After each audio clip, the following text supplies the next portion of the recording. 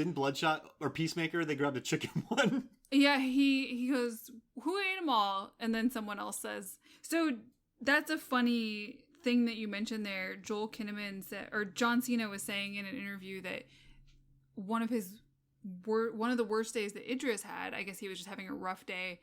The worst thing that happened was that day. The worst thing that happened to Cena was he had to eat 6 empanadas in one day. I want to see this deleted scene out there where they're all eating empanadas. I feel like we've been cheated. I need more empanadas. And this polka dot man's in the background eating that empanada. Oh, I love it. And you know what's interesting too is just I love the feud between Peacemaker and Bloodshot, where I love in the beginning where he's like, I take smaller bullets and shoot it right through yours. And then that comes back at the end, smaller bullets. But I think when he does get shot in his throat, he really does that. He's always been a heel, and he's always very open about who he'll murder, which is quite interesting. So it's not really not a heel turn. But I just love... Which is everyone. They earn that scene, though, because of his killing Flag. And then he has Ratcatcher 2. He's going to kill her. Oh, he was going to kill that innocent secretary in the headquarters of the government. There's only one person moving around. I'm going to kill her. Yeah, and just she's doing nothing. But I think they set that up well. And one more thing. Like, we've talked a lot about Final Fights on this podcast and the Final Fights podcast.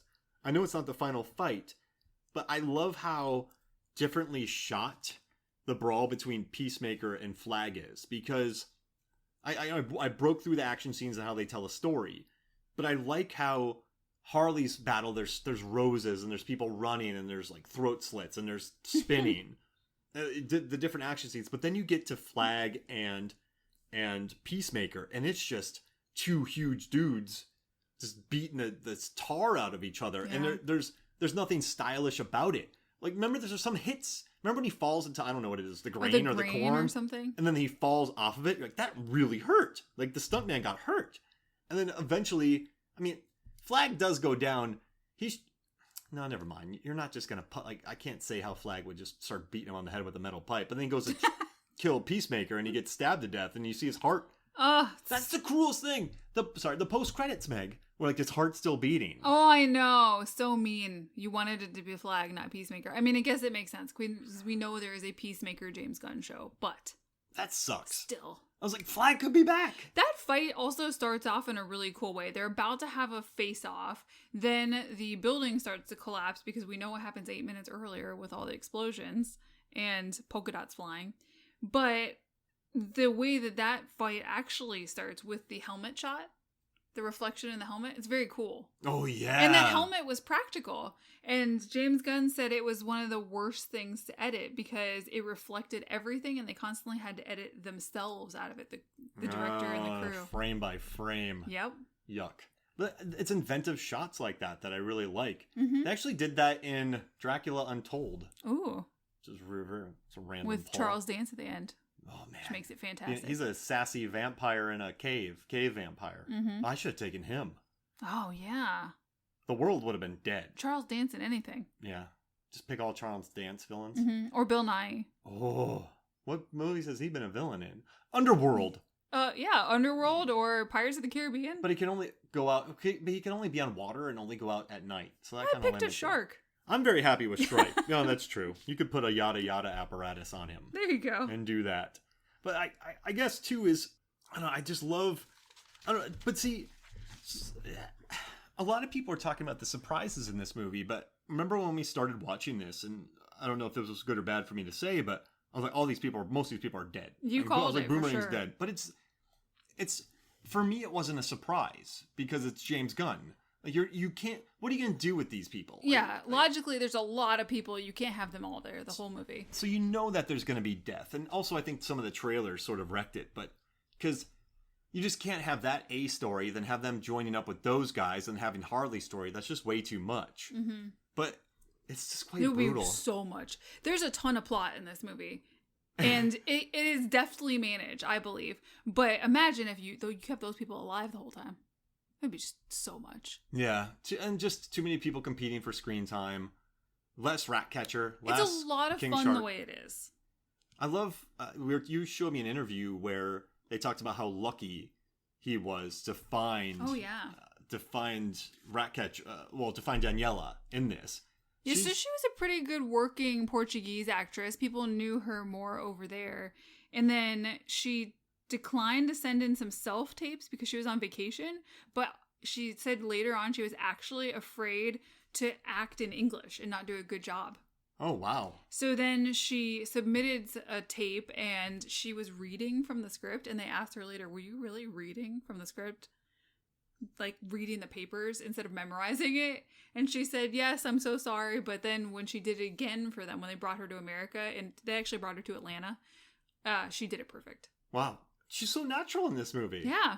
She's fantastic. Has there been, like, all right, so the shark, have there been more likable characters in superhero movies? I don't know. That's tough because I love both of them. And I love Idris's character too. Yeah. The whole crew I just really adore. I can't think of... I like them more than the Guardians crew, but I think that's on... There's so much... There's more earnestness here than in the Guardians movies, I think. And that's why Guardians I really like that. has the weight of having to be part of the MCU. Mm-hmm. This is a little bit less, I feel. And I think that's... I think that once again is a testament to James Gunn. I mean, you're watching Slither, and I mean, all this chaos is going down, but you feel for some of these people. And I mean, one of my favorite lines in Slither is when TDK or Nathan Fillion, the detachable kid, when he's talking about getting drunk, he's like, I got too much muscle mass, I can't.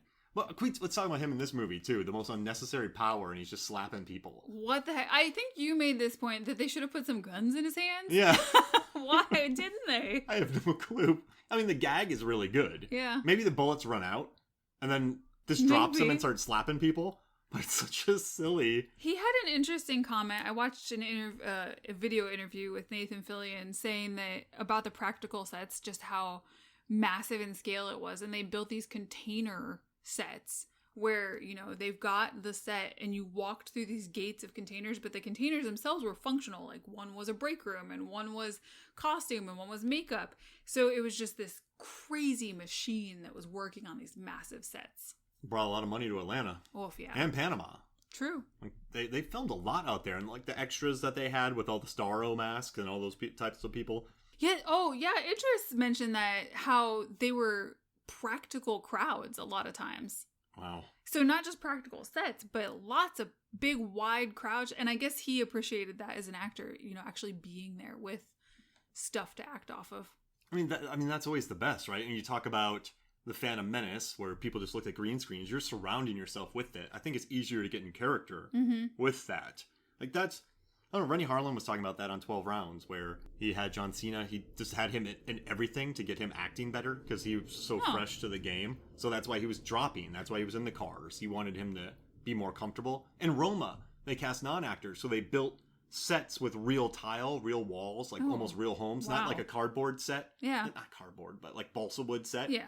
So they built actual homes breakable. That when they walked barefoot, they felt the tile on their feet and it felt real. So that led to more naturalistic performances. Huh. We got to give some props to the actor Joaquin Casio because he does pull off the 69-bit really good. And he has a great death scene where Starro gets onto his face and he just gives up. But we love the show Gentrified. So where they own the family taco shop and they're battling gentrification. And yeah. It's such a nice show. But I love the moment in this movie you just mentioned right before the starfish slaps his face, where he very visibly, I think he takes off his hat and he gives up. He knows he's totally out of his league, overthrowing military and planning a coup. That's all within his normal day-to-day. He can do that crap. But Starro, it's obviously a different realm for him, and he just gives up. That's a great moment for an actor. All he had to do was cover his face, too, which is kind of crazy. True. Yeah, that's true. Just kind of do that. Because they were bouncing off of Starro. They don't seem to live long once they get barfed out of Starro's armpit. I don't like that visual, but it works. All right, so hey, before we get out of here, I want to know your 3 favorite moments. Yes, I was waiting for this. In this film. So what are your 3 favorite moments? Oh, goodness. Okay, I have an entire list here. The first one is probably when the first group is on the plane about to get dumped into the water, and who is it? Is making jokes at him. Boomerang is making jokes at Savant, Michael Rooker, and he just looks at him and sighs and looks so irritated and tired and disappointed, like he doesn't want to be there. It's a really great facial acting for Michael Rooker. Am I next to a werewolf? You set me next to a werewolf. Oh my gosh. He's murdered 27 children, but I think we got him right. You go. You do one. All right, I'm gonna go with the club scene. Just watching, like Daniela dancing, and then John Cena doing the weirdest dancing in a very short polo. In very short shorts. Cena's just doing elbows very slowly, but then you get Polka Dot Man surrounded by his mom doing the oddest dancing. Just such like a. It's like full body dancing. Yeah, it's just such a weird, funky.